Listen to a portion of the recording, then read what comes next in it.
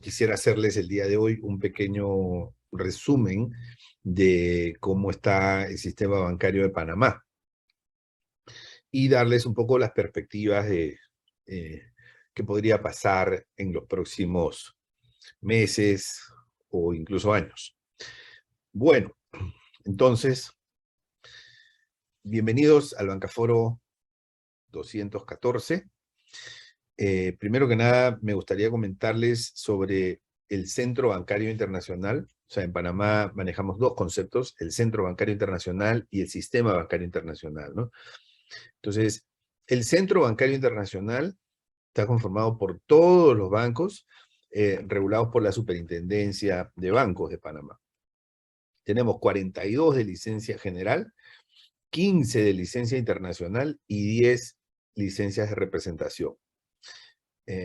Los de licencia general pueden hacer negocios dentro de Panamá o fuera de Panamá. O sea, pueden prestarle a panameños y captar dinero de panameños, o prestarle a extranjeros y captar dinero de extranjeros. Los bancos de licencia internacional solamente hacen negocios con el exterior. Entonces, no pueden prestar ni captar dinero de panameños. Y los bancos de licencia de representación no pueden prestar, solamente pueden ofrecer servicios, digamos que se generan fuera del país, ¿no? Bajo las reglas de la superintendencia. Entonces, bueno, los niveles de concentración son altos. Los 10 bancos con mayor participación en la cartera local, ¿no? La cartera local de Panamá, representan el 84%. Entonces, para mí es un nivel alto de concentración. 5, si tomamos 5, no 10, está representando el 59%, ¿no? Casi el 60%. 5. Y esa ha sido la historia de hace muchos años, ¿no? O sea, esto no es nuevo. Estos son los 10 principales bancos. Casi todos, pues con excepción de un banco, todos los demás 9 de 10 han tenido crecimiento en el saldo de su cartera local. Si nosotros comparamos julio del 2022 con julio del 2021. Pero los que más han crecido han sido los bancos estatales, ¿no? Banco Nacional de Panamá y Caja de Ahorros, que son los dos bancos de licencia general estatales, han tenido crecimientos de doble dígito, 11 y 10.3%. Entonces esto, básicamente hay un crecimiento en créditos hipotecarios, ¿no? Y también algo de créditos a personas. Muy bien. Entonces, con ese contexto vamos a ver algunos indicadores del sistema bancario. Entonces, normalmente le llamamos sistema bancario a aquellos bancos de licencia general, es decir, a los que hacen negocio dentro de Panamá. Y a mí me gusta analizar la cartera local, ¿no? Porque esa cartera local o cartera interna es la cartera que está muy relacionada con la economía. ¿Okay? Muy bien.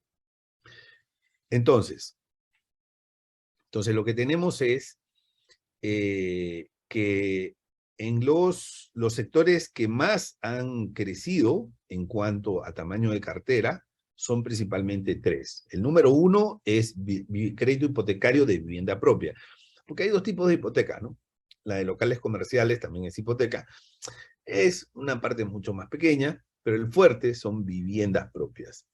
Y ahí hemos tenido un crecimiento de un año a otro de 1.000 millones, ¿no? Que explica buena parte del crecimiento de la cartera interna. El otro es el sector comercio, ¿no? Que tiene 4 subsectores: la zona libre, créditos al por mayor, créditos al por menor, servicios, ¿no? Y el otro que ha crecido de manera importante, ¿no? Es los créditos de consumo, créditos personales, sobre todo esos de libre disponibilidad, que crecieron 660 millones. Bueno, y los que han decrecido, ¿no? Han tenido decrecimiento, principalmente destacamos en el decrecimiento, pues tarjeta de crédito, ¿no? Este es uno. Construcción, ese es el más fuerte. Construcción decayó en 538 millones de un año a otro, y también en locales comerciales, ¿no? Que pues tiene una naturaleza, un comportamiento diferente de las viviendas hipotecarias. Muy bien. Entonces, una característica de Panamá, y esto es importante en el momento de analizar, es que la mayor parte de los depósitos y de los créditos son locales. Es decir, estamos hablando de una cartera crediticia local, o una cartera crediticia total de 72.900 millones. ¿No? 72.891 millones. Eso es como tamaño de cartera de créditos. Y como tamaño de depósitos son 84.647 millones. De esos créditos y de esos depósitos, gran parte es local, ¿no? Entonces, eso es importante porque eso le da cierta protección, cierta estabilidad, y le resta dependencia de lo que ocurre en los mercados externos, ¿no? Entonces, si en Panamá el fuerte o la mayor parte fuesen los capitales extranjeros, ¿no? Que llegan atraídos por la moneda, que es el dólar, o que llegan atraídos por digamos, la estabilidad del sistema, en fin, por alguna otra razón, entonces probablemente el sistema estaría más vulnerable, ¿no? Sobre todo si capta fondos internacionales y presta para propósitos locales, ¿no? O sea, ahí el sistema se pone vulnerable. Pero ese no es el caso de Panamá. El 76% de sus créditos son de panameños o empresas panameñas, ¿no? Y el 73% de sus depósitos son también de panameños. Bueno, entonces, hay una correlación probada entre la cartera de crédito, el crecimiento en la cartera de crédito y el crecimiento en el PIB, ¿no? Entonces esto, si ustedes ven el comportamiento de la línea azul y la línea naranja en el gráfico, entonces son comportamientos bastante parecidos, van en la misma dirección, ¿no? No son iguales, obviamente, ni siquiera son proporcionales, pero van en la misma dirección. ¿Okay? Entonces eso es importante. ¿Por qué? Porque si yo quiero ver qué va a pasar con el crédito, entonces tengo que ver primero cómo va la economía, ¿no? En mi opinión, la causalidad es de la economía a los créditos. O sea, la economía va mejor, los créditos van a crecer. No creo que sea al revés. No creo que porque los créditos crecen, la economía va a crecer.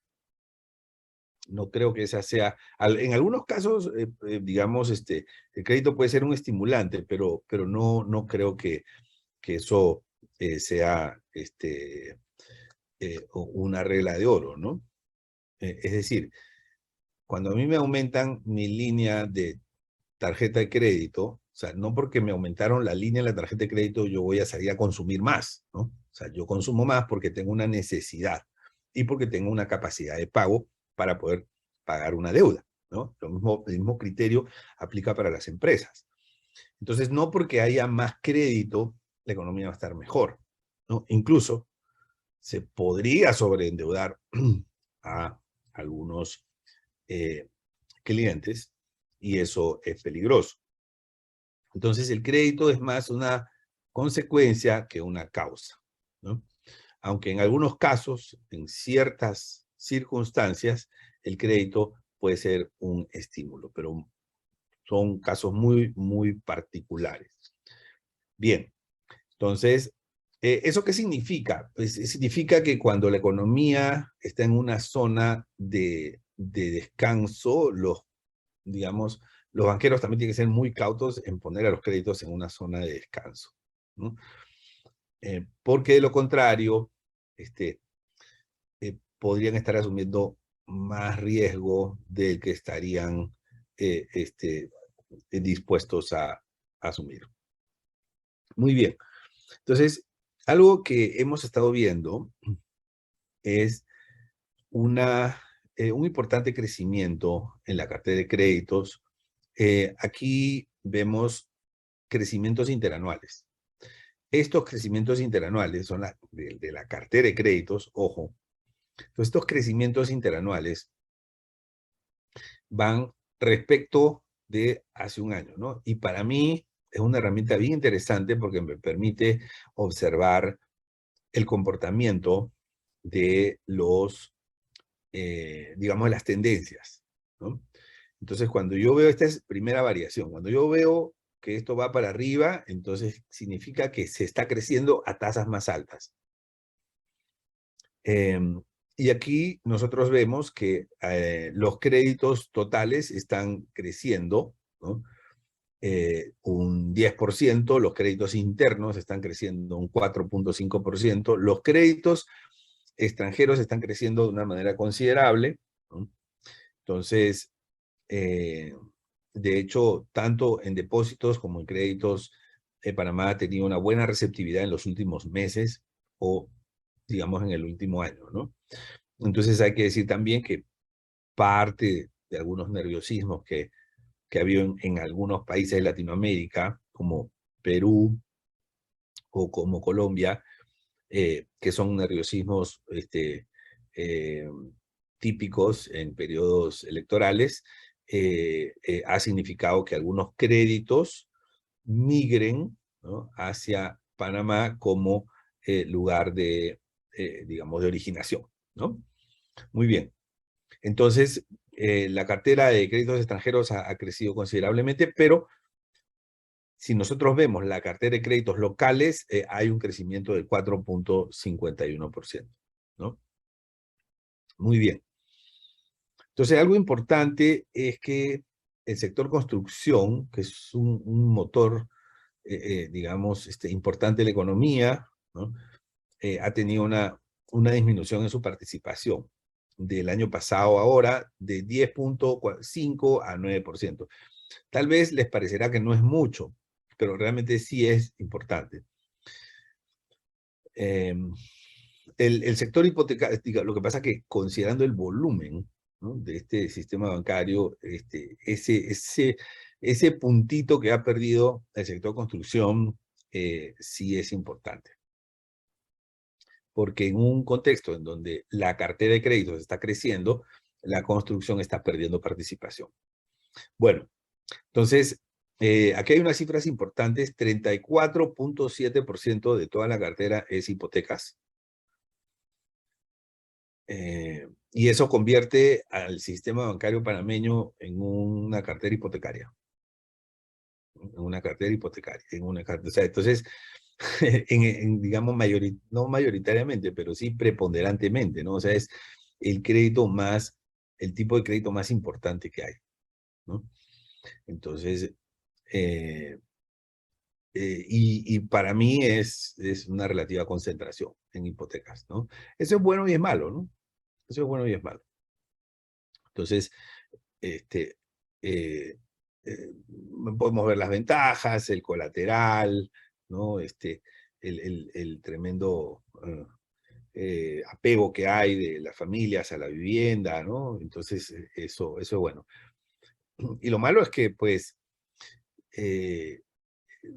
hay una buena susceptibilidad al impago de las deudas cuando empieza a generarse desempleo, subempleo o cualquier pérdida de capacidad adquisitiva, ¿no? O sea, hay mucha sensibilidad. ¿Ok? Muy bien. Perfecto. Entonces, una de las cosas que hemos estado viendo y que ya se veía viendo antes de la pandemia es un comportamiento de la cartera trazada mucho, digamos, mucho más creciente, ¿no? Esta gráfica naranja son los créditos vencidos, aquellos que tienen más de 90 días de atraso. Entonces, ustedes pueden ver, miren, desde el 2017 ya se ve que esto venía manteniendo una tendencia al alza, ¿no? Y en la pandemia no hemos tenido la excepción. La cartera morosa, que es aquella que tiene una antigüedad en un atraso menor a 90 días, se ha mantenido con algunos altibajos, ¿no? Pero igual el 1,82% es el nivel más alto de los últimos 5 años. ¿Okay? Bueno, entonces, algo importante, o sea, no es por la pandemia. La pandemia fue en el año 2020, la pandemia por supuesto que deteriora los créditos y Panamá no es la excepción. Pero esto ya es una tendencia que venía desde hace 5 años. Esto es algo que en los bancaforos también nosotros veníamos advirtiendo y tiene que ver con la maduración de la cartera, ¿no?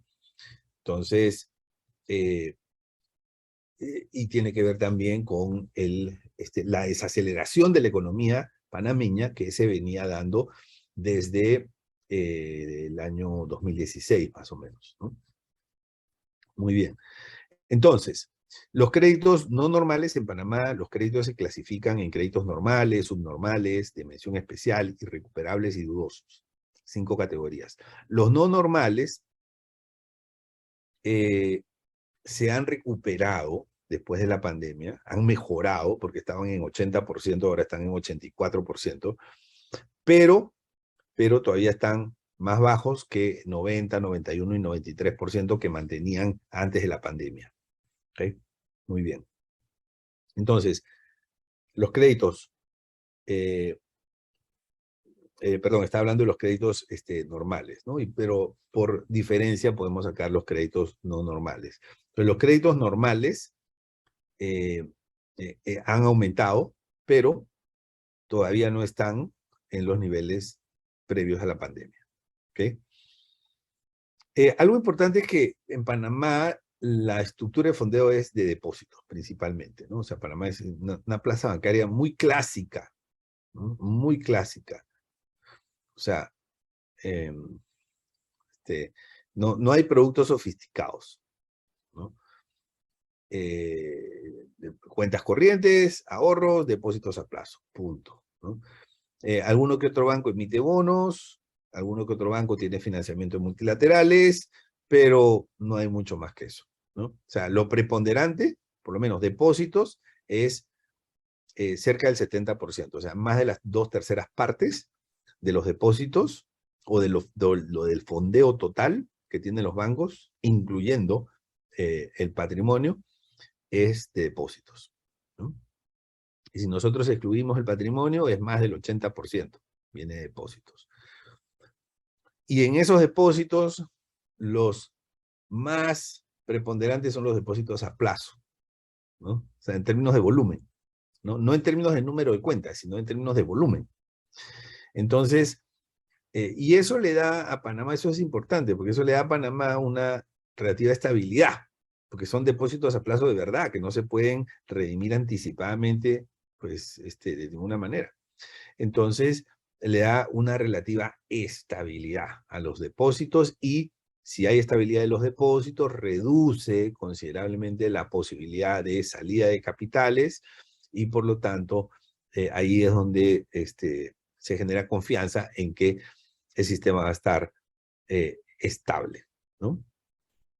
Bien, hay que decir, sin embargo, que los depósitos internos que durante la pandemia crecieron, ahora han entrado en un ritmo de desaceleración, ¿no? O sea, están creciendo menos, ¿no? Los depósitos locales, que son los de color verde, aquí podemos ver los de color verde, ¿no? Tienen una tendencia desde el 2021 decreciente, ¿ok? Y los depósitos extranjeros sí vienen creciendo en los últimos meses, ¿no? A ritmo del 4,46%.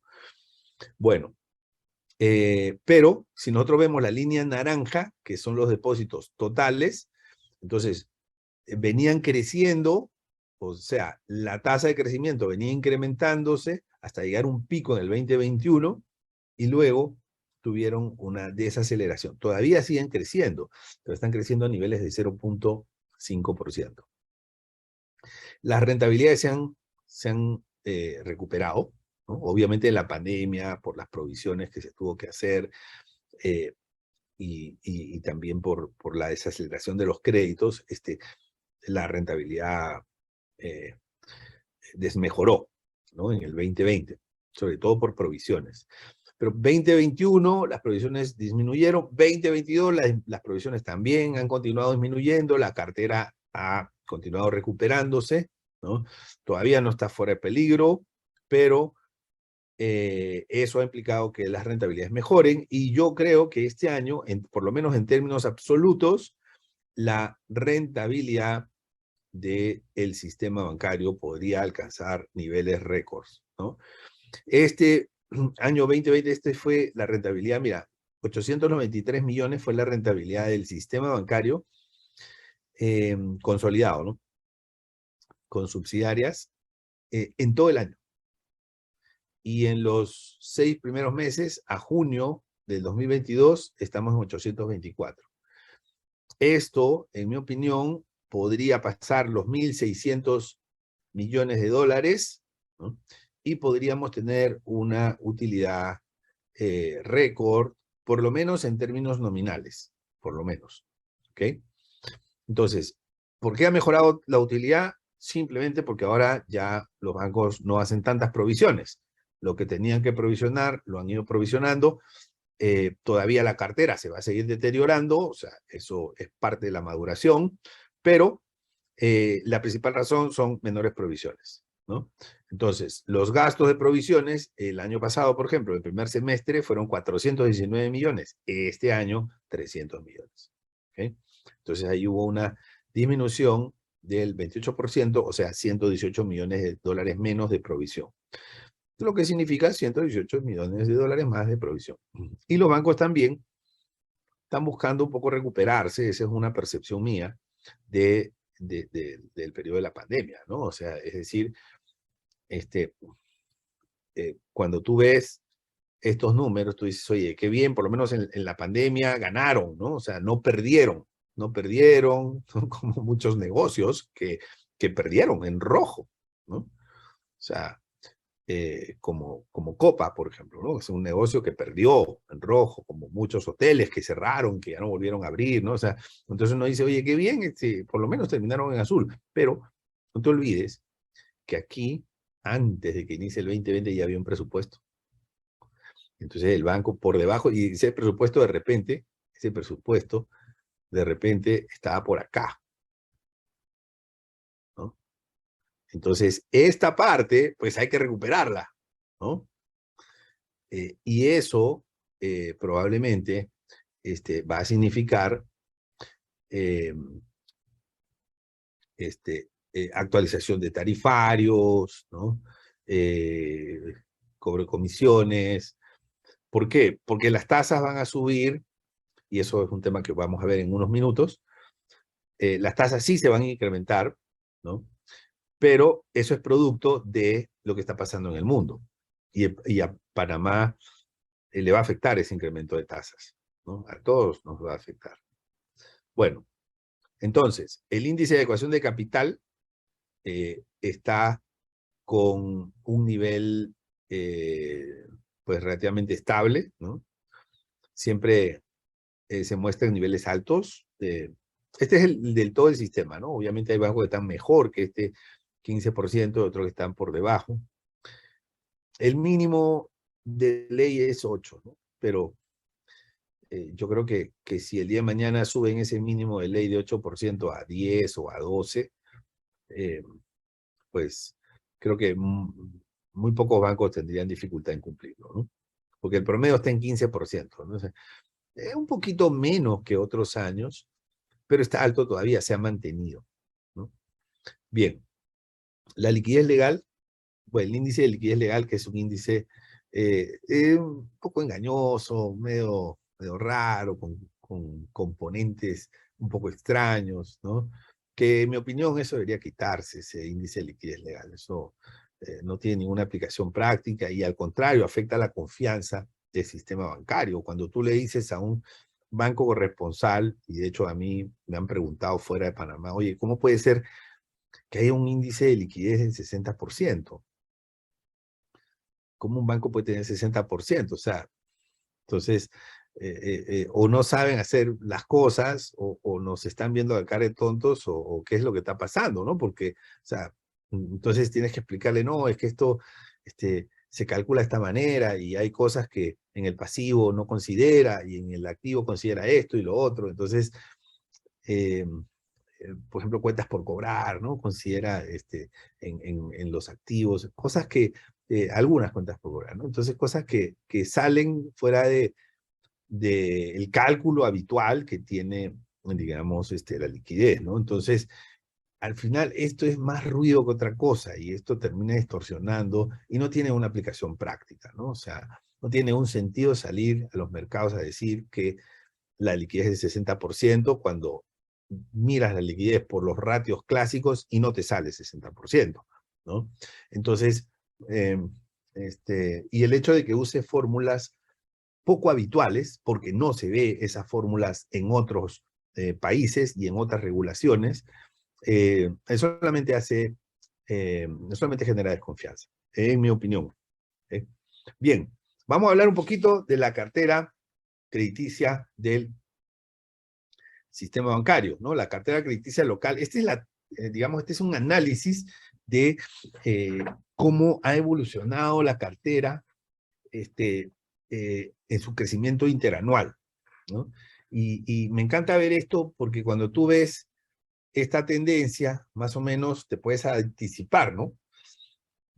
Entonces yo sabía, antes de la pandemia, que venía, o sea, que nosotros teníamos este comportamiento, ¿no?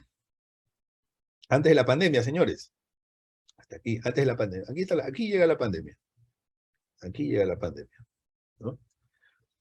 Entonces yo ya veía esto, porque este es digamos, un análisis que lo hago todos los meses, ¿no? Entonces yo ya sabía por dónde iba la cosa. Y sabía entonces que el golpe en la pandemia pues iba a ser fuerte, ¿no? Pero ahora, cuando yo veo esto, ¿no? Esto me permite anticiparme, ¿no? Y esto me permite decir, mira, esto más o menos debería ir así, y así, y así. Y la buena noticia es que estamos mostrando una recuperación, ¿no? ¿Ok? Ese debería ser el ciclo natural, ¿no? Pero eso también alimenta mis expectativas de la economía. O sea, ¿por qué? Porque como hay una fuerte correlación, esto que se está dando es una consecuencia de lo que está pasando en la economía. ¿Ok? Entonces, lo que pasa es que la información de la economía muchas veces llega con tremendo retraso, ¿no? Son muchos meses después. La información de la banca la tienes como con más prontitud, ¿no? Entonces, me permite de alguna manera inferir qué puede estar pasando con la economía. ¿Okay? Muy bien. Entonces, estos son los 10 bancos, ya nosotros comentamos, ¿no? La evolución en los créditos internos de los principales bancos, ¿no? ¿Okay? Y les comenté que los 10 principales representan el 84% y los 5 principales el 59%, ¿no? Entonces, a pesar de que en Panamá hay 42 bancos de licencia general. Bueno, entonces, el comercio, ¿qué ha pasado con el comercio? Bueno, ya sabemos que en la pandemia tuvimos este decaimiento, ¿no? Y el comercio, pues, a veces hay aquí algunos picos puntuales, pero yo cuando veo estos picos puntuales y no sostenidos, ¿no? Entonces, a veces son algunos efectos estadísticos, yo veo que esto está creciendo. O sea, el comercio se está recuperando, ¿no? Los 5 bancos que más participación tienen en el sector comercio, que es uno de los 3 pilares de crecimiento, ¿no? Comercio, consumo personal y el otro es hipotecas. Esos son los 3 pilares del crecimiento. Entonces, aquí los bancos están creciendo en niveles de entre 5.7% y 15%, ¿no? Esos son, digamos, los niveles de crecimiento que se están dando dentro de este grupo, ¿no? Que son los 5 más representativos: Banco General, Banismo, Global Bank, Multibank y BAC. Muy bien. Entonces, estos 5, ¿cuánto representan? representan el 50%. 5 representan el 50%. Bueno, estos son subsectores dentro del comercio, ¿no? Mayoristas de la zona libre han tenido una recuperación, pero si ustedes ven aquí y logran entender esto, tiene muchos meses consecutivos de tasa negativa, tasa negativa, tasa negativa, tasa negativa. Entonces, la zona libre, pues, si bien es cierto, tiene una recuperación, esa recuperación no los deja ni cerca, ¿no? Lo deja incluso muy lejos de los niveles que tenía de cartera crediticia la zona libre de Colón hace una década. ¿Ok? Muy bien. Entonces, los bancos, aquí tenemos los 5 bancos que tienen mayor participación en créditos a la zona libre, representan el 59%. 5 bancos, el 59%. ¿Ok? Bueno, entonces, algunos han crecido más que otros, en fin, tasas disímiles. El comercio minorista es el comercio de farmacias, supermercados, tiendas por departamentos, entre otras cosas, ¿no? Entonces aquí vemos una tendencia clara, ¿no? Entonces este es el efecto recuperación que tenemos post pandemia, ¿ok? Los 5 bancos más grandes en créditos minoristas participan con el 68.5%. ¿Okay? 68.5%. Y de los 5 bancos, por lo menos 4 han crecido el último año en colocaciones crediticias a este subsector. El otro subsector es servicios. ¿No? Aquí entran algunos sectores que están golpeados, ¿no? Como restaurantes, hoteles, entre otras cosas, ¿no? Y aquí, pues, vemos algunos altibajos, pero restando los altibajos y promediando esos altibajos, tenemos una pequeña tendencia creciente, se está viendo, ¿no? Entonces, los 5 bancos representan, ¿qué participación? Me parece que no la tengo por acá, pero por lo menos de estos 5 bancos, 3 han mostrado crecimiento en el último año. ¿Ok? Muy bien. Entonces, el sector hipotecario es uno de los que más ha crecido, pero ya está mostrando un agotamiento, ¿no? Porque llega un momento en que pues el mercado se empieza a acabar, el mercado de potenciales tomadores de hipotecas, ¿no? Sin embargo, o sea, vemos esta línea, ¿no? Esta tendencia, ¿no? Sin embargo, vemos también una recuperación, ¿no? ¿Cuál es mi lectura? Mi lectura es que en el periodo de la pandemia hubo aquí un cambio de pendiente, y la pendiente ya era negativa, pero hubo un cambio de pendiente mucho más pronunciado. Y luego, para compensar ese cambio de pendiente pronunciado, entonces aquí nosotros vemos una tasa de crecimiento, pero creo que este sector está llegando al agotamiento, ¿no? O sea, seguirá creciendo, pero con tasas bastante más moderadas que periodos anteriores. ¿Ok?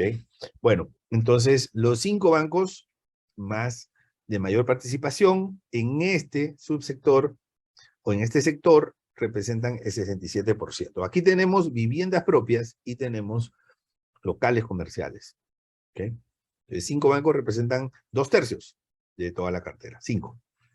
Bueno, entonces, en vivienda propia, que es el primer subsector, aquí vemos el comportamiento, es muy similar, lo que pasa que pues representa gran parte de la cartera hipotecaria, entonces el comportamiento es muy, muy parecido, ¿no? 5 bancos representan el 71%, ¿no? 71%. De estos 5 bancos, 2 son estatales, ¿no? Caja de Ahorros y Banco Nacional de Panamá. ¿Okay?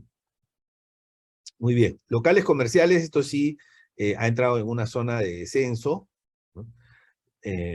Producto de que hay una fuerte saturación en este mercado, ¿no? Entonces, estas son hipotecas comerciales. ¿Okay? Bueno, entonces aquí, de los 5 bancos, que representan el 77%, 2 decrecieron y 3 crecieron. En construcción, aquí está el golpe más fuerte, ¿no? Pero algo muy importante, señores, no es por la pandemia. O sea, a ver, la pandemia, vamos a poner esto, ¿no? O sea, porque hay que saber diferenciar, o sea, cuánto es por pandemia y cuánto no es por pandemia. La pandemia llega aquí, más o menos. ¿Ok? Entonces, veamos el lado izquierdo de la película. Veamos esto. Esto era lo que nosotros veníamos diciendo en los bancaforos en aquella época, cuando los bancaforos eran presenciales, ¿no?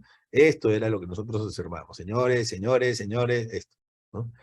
Entonces, cuando llega la pandemia, eso se potencia mucho.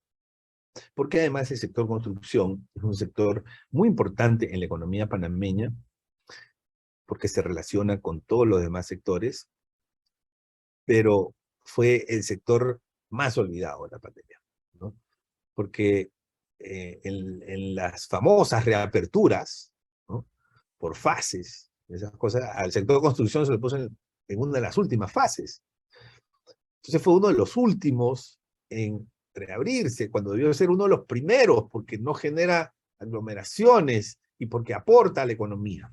¿Sí? Bueno, entonces, y esto desafortunadamente sí va a continuar una tendencia decreciente, pero también esto nos muestra oportunidades, ¿no? Oportunidades porque luego de este descanso que está teniendo este sector construcción, se puede reactivar a través de las inversiones en infraestructura por parte del sector público. Ahí hay una gran oportunidad de reactivar la economía y reactivar el sector, porque digamos, la construcción de infraestructura está muy relacionada con la construcción residencial, ¿no? O sea, una impulsa a la otra. O sea, entonces, yo veo aquí una gran oportunidad de reactivar este sector, ¿no? Pero como hemos comentado en otras oportunidades, para eso se necesita tener pues una mejor disciplina del presupuesto, porque si vas a invertir en infraestructura, necesitas generar un espacio presupuestal para esa inversión. Si estás gastando en cosas que no debes de gastar, entonces no vas a tener ese espacio y no vas a poder generar estas oportunidades de crecimiento para la economía, de empleo, ¿no? Y de eh, interacción o interacción entre los diversos sectores, ¿no? De la construcción a servicios, de la construcción a transportes, a otros sectores. Muy bien. Entonces, aquí lo que tenemos, este sector ya venía así, aquí lo que tenemos es que de los 5 bancos más importantes que representan el 74% de la cartera, 4 han disminuido en su stock de colocaciones, ¿no? Solamente uno ha tenido un mínimo crecimiento de 2.3%, pero los demás han tenido una disminución importante. ¿Qué significa eso? Significa que en esencia están cobrando lo que tienen que cobrar, es más lo que cobran que lo que prestan. ¿Ok? Muy bien. Consumo, ¿no? Consumo tiene una recuperación, pero consumo tiene varios subsectores, ¿no? Entonces, estos son los créditos dirigidos a personas. Aquí vemos una recuperación desde el año pasado, en los últimos 12 meses, lo vemos, ¿no? Los 5 bancos más importantes representan el 62.5%, ¿no? Casi todos podemos decir que han crecido. Bueno, el primero tuvo una mínima disminución de 0.1%, pero podemos decir que en general se ha mantenido creciendo. Lo que se está dando actualmente es lo que pues yo en el primer momento recomendé y que hoy es es casi que un objetivo de los principales bancos, y es la consolidación de deuda, ¿no? La consolidación de deudas. O sea, lo que pasa es que la consolidación de deudas mejora el calce de plazos de las personas, ¿no? Porque convierte muchas deudas de tarjeta en deudas de largo plazo, mejora la capacidad de servir la deuda por parte de las personas y las familias, ¿no? Y además, muchos de estos digamos, estas consolidaciones de deuda se van a un crédito amparado por una hipoteca, ¿no? O sea, entonces la consolidación no solamente es de deudas de tarjeta, sino de hipoteca, todo, o sea, venga para acá y le generamos un plazo largo que les permite mejorar su cuota, ¿no? Entonces, eso está haciendo que muchas personas mejoren, digamos, en su relación con los bancos en cuanto a su disponibilidad de cubrir obligaciones financieras, ¿no? Esa consolidación se da principalmente a través del crédito personal. ¿Okay? Este crédito personal, que es como un crédito de libre disponibilidad, algo así. Entonces, un subsector del crédito de consumo, ¿no? Que aquí vemos que ha tenido una recuperación un poquito más pronunciada, ¿no? Aquí vemos que pues, los 5 bancos están creciendo, por ahí, pues, uno más agresivo que otros, ¿no? Básicamente con estrategias de consolidación de deuda. Hay consolidación de deuda interna, o sea, de clientes que son del banco nuestro, y otras que son consolidación externa, que son de clientes de otros bancos. Entonces, me traigo todo, ¿no? Me traigo la hipoteca, me traigo crédito automotriz, las tarjetas de crédito, ¿no? Y lo pongo todo en un solo cronograma. O sea, digamos, es una recomposición, y para algunos bancos en esa recomposición, si la saben aprovechar, les significa un crecimiento, ¿no? Los créditos automotrices se recuperaron, ¿no? Los 5 bancos representan el 72%, estos 5 bancos han tenido crecimiento en los últimos periodos. Las tarjetas de crédito, sí, aquí lo que se ve es el efecto de la consolidación de deudas que yo les hablaba. La mayor parte de productos que terminan consolidándose son tarjetas de crédito. ¿Okay? Entonces, los saldos de tarjeta de crédito disminuyen, ¿no? Eso es normal y eso es sano, porque se está mejorando el calce de plazos. O sea, las personas que tenían muchas tarjetas de crédito estaban probablemente ahogándose en deudas con vencimientos de corto plazo, ¿no? Y con dificultades para poder amortizar la deuda. Entonces, en un esquema de largo plazo, de deuda de largo plazo, a través de una consolidación, creo que todos salen ganando, ¿no? Muy bien, pero se ve aquí claramente una tendencia que ya esa tendencia se veía venir desde antes de la pandemia, ¿no? Entonces, los 5 bancos más importantes representan el 78%, 5, ¿no? En tarjetas de crédito. Estos son los 5 bancos más tarjeteros. La industria también tiene una recuperación, ¿no? Después de la pandemia. 5 bancos representan el 61% y casi todos han tenido, bueno, salvo el último, el quinto, los 4 primeros tuvieron un crecimiento de doble dígito, ¿no? Bien, hablemos de la cartera modificada, que es la cartera que se encuentra en un estado de afectación por la pandemia, ¿ok? Entonces esta cartera, en el pico de la pandemia, ¿no? O sea, en el año 2020, especialmente hace 2 años, ¿no? O sea, septiembre del 2020, hace 2 años, este nivel era 26.852 para una cartera que era de 55.000 millones en esa época, ¿no? 55, o sea, 26 tenía casi el 50% de toda la cartera en situación modificada, ¿no? O sea, eso obviamente es muy preocupante, ¿no? Esto se fue reduciendo, ¿no? Y digamos que lo que terminó pasando es que la marea bajó, ¿no? Y entonces, ¿qué cosa encontramos ahora? Los más afectados, ¿no? Los más afectados. O sea, aquí en esta cartera del tercer trimestre había de todo, empresas, corporaciones grandes incluso, ¿no? Familias, personas, hipotecas, de todo.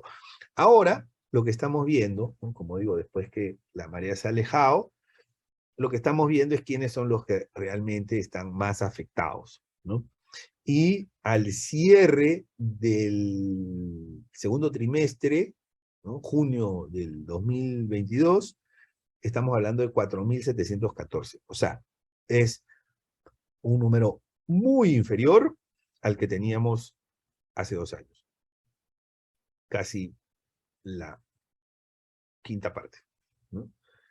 Entonces, pero todavía esto es alto. O sea, 4.714 millones es como es el 8.3% de los créditos internos.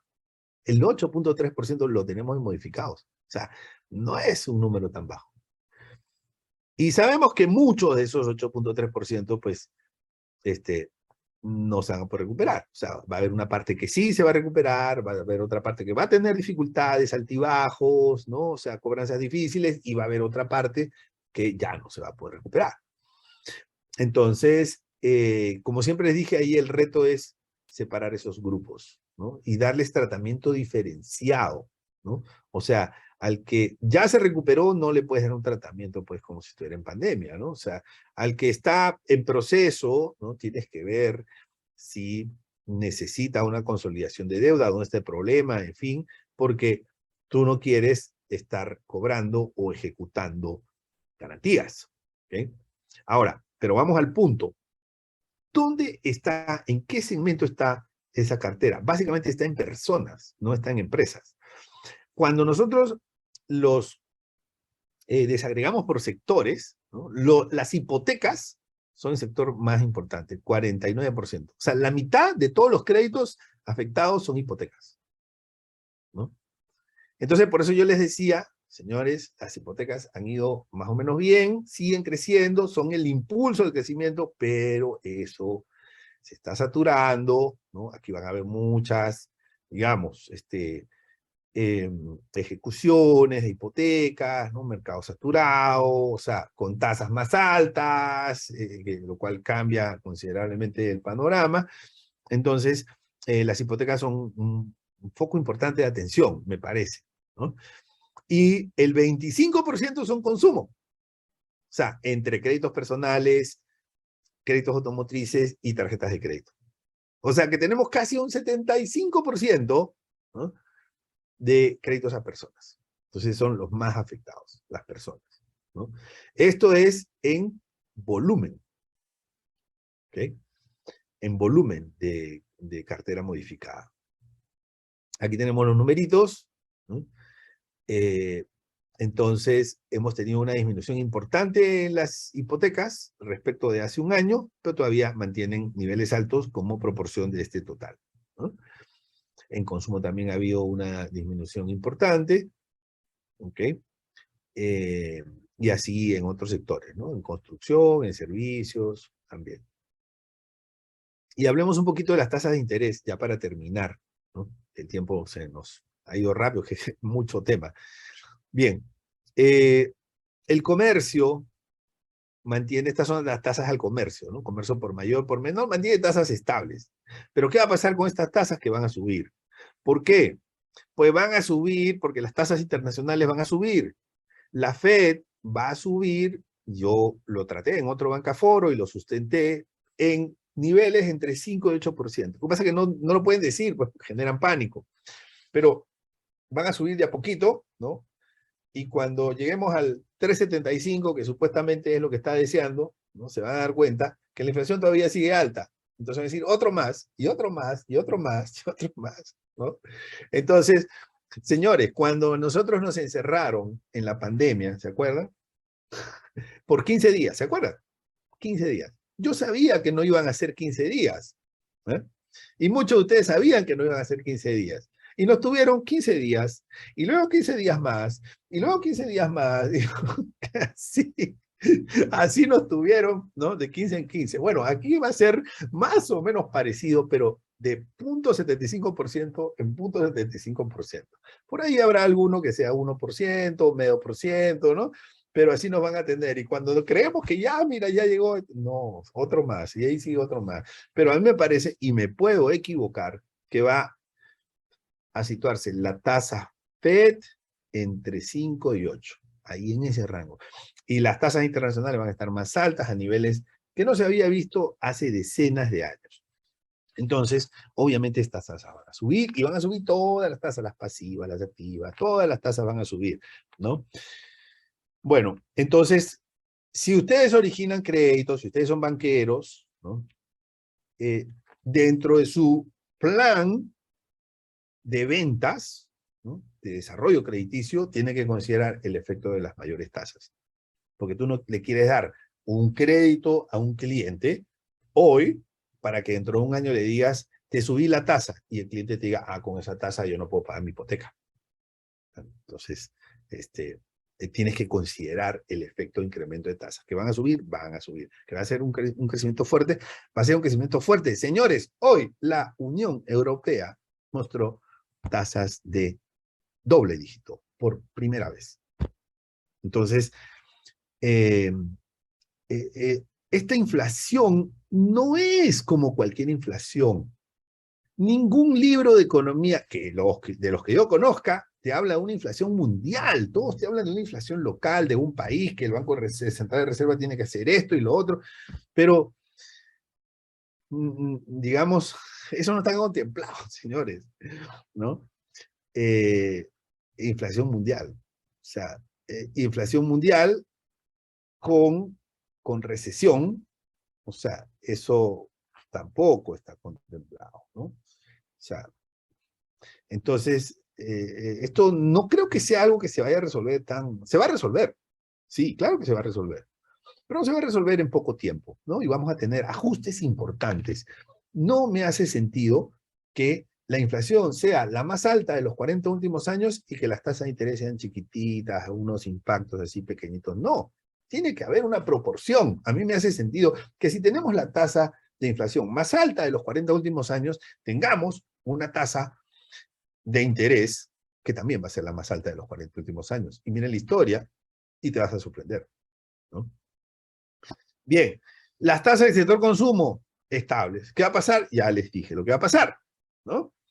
Las tasas de vivienda también, un pequeñito aumento que tuvo, ¿no? O sea, los 2 últimos años, ¿no? Pero en esencia se han mantenido, yo diría que relativamente estables, y en mediano plazo, los 10 últimos años incluso hasta han disminuido las tasas, ¿no? Pero eso ya no es tan importante. Lo importante es qué va a pasar a futuro. Y en todos estos casos, las tasas van a subir. Así que, pues, lo bueno de saberlo es que nos podemos preparar.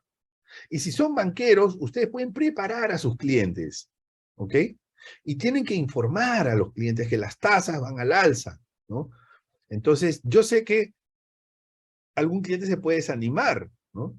Se puede desanimar. Oye, no, pues, si las tasas van a subir, no tomo crédito, ¿no? Pero es lo más sano. O sea, lo más sano es anticipar los escenarios. Claro, si tú crees que eso realmente es así, si tú crees que las tasas no van a subir, o van a subir de manera, o no nos van a afectar en Panamá, sí nos van a afectar. Sí nos van a afectar, porque no hay forma que en el mundo suban todas las tasas y que el soberano de Panamá no suba. El soberano de Panamá, la tasa soberana de Panamá va a tener que subir, y si la tasa soberana sube de todo el costo de fondeo de todas las entidades que están en Panamá, incluyendo y sobre todo los bancos. Bien, entonces tenemos por aquí sectores de agricultura, ganadería, ya se me fue el tiempo, construcción e industria, también mantuvieron tasas estables, pero también van a sufrir ese incremento de tasas. La tasa de los depósitos cayeron en los 15 últimos años. Cayeron. Pues ahora van a subir. Van a tener que subir. Porque si no, los clientes van a encontrar otras formas de rentabilizar su capital, ¿no? Y además, cuando suben las tasas, suben todas las tasas, las activas, las pasivas, todas están correlacionadas, ¿ok? Muy bien, señores. En conclusión, pues, número uno, la banca panameña es completamente, no completamente, no, mayoritariamente dependiente de la economía panameña. Depósitos y créditos principalmente de panameños y empresas panameñas. Los niveles de concentración son altos, ¿no? Como ha sido, pues, hace muchos años, ¿no? Eso no es nada nuevo, no es nada diferente, pero hay que comentarlo. Los créditos muestran recuperación, pero hay que ir con cautela, porque viene incremento de tasas y hay todavía un pequeño segmento en la cartera modificada que está todavía en cuidados intensivos, entonces tenemos que ver cómo evoluciona, ¿no? Entonces, algunos se van a recuperar, otros se van a recuperar con altibajos, ¿no? Y otros, pues desafortunadamente ya no lograrán recuperarse, ¿no? Esa es la realidad. Entonces, y finalmente la rentabilidad de los bancos este año, pues probablemente va a mostrar niveles récords, ¿no? Pero recuerden ese hueco de rentabilidad que no llegó en el año 2020 y que hay que ver alguna forma de recuperar. Entonces, lo que yo estaba observando es que el principal mecanismo que se está dando en Panamá es a través de mayores comisiones. ¿Ok? Muy bien. Entonces, pues muchas gracias a todos y a todas por participar una vez más en nuestro Bancaforo.